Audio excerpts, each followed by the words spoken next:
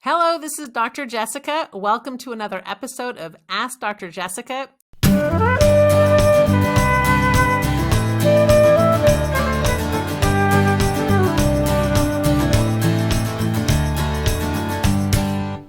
Today, I'm going to try to clear up some confusion around sunscreens. As a pediatrician, I get so many questions about sunscreens. I think just because there's so many options out there.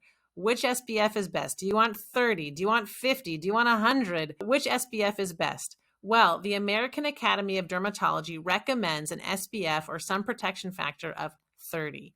They also recommend coverage of both UVA and UVB. UV stands for ultraviolet, and too much of these can be harmful. A fun dermatology mnemonic, UVA, A stands for aging. Too much UVA can cause faster aging. UVB, B stands for burning. Too much UVB can lead to burning. Now, interestingly, if you go up in a higher number, it may sound like that's better, but it's actually not. The higher you go up in the SPF number, you tend to get more UVB protection, but less UVA protection. Also, when you go higher in number, you're potentially having more chemicals on your body. So I think it's best to stick around, if possible, an SPF of 30. Another question that comes up is, what ingredients should we be looking for in our sunscreens? Well, there are two main types of sunscreens. One is the chemical or organic type of sunscreen, and the other type is the mineral or inorganic type of sunscreen.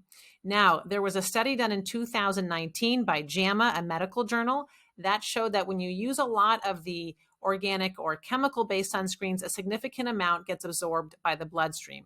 Now, while we haven't seen any harmful effects from that absorption, I think it's better to err on the side of caution. My preference is to use the mineral-based sunscreens because those work by deflecting the UV rays off the skin. So think that surfer that you see at the beach with a thick white nose, that is a mineral-based sunscreen. So examples of these ingredients are zinc oxide and titanium dioxide. A few things to keep in mind about sunscreen. Sunscreens actually have not been studied in kids under 6 months, so do not apply sunscreen to kids under 6 months of age. The other thing is, don't forget about the simple things. I think it's really important if you're going to be in the sun to wear hats, protective clothing, and even just staying in the shade is helpful. Avoiding the sun between 10 and 4, if you can help that, those really scorching sun hours, that would be helpful. And don't forget to reapply sunscreen. A lot of people think after you put it on once, that's enough. But the American Academy of Dermatology recommends reapplying every 2 hours.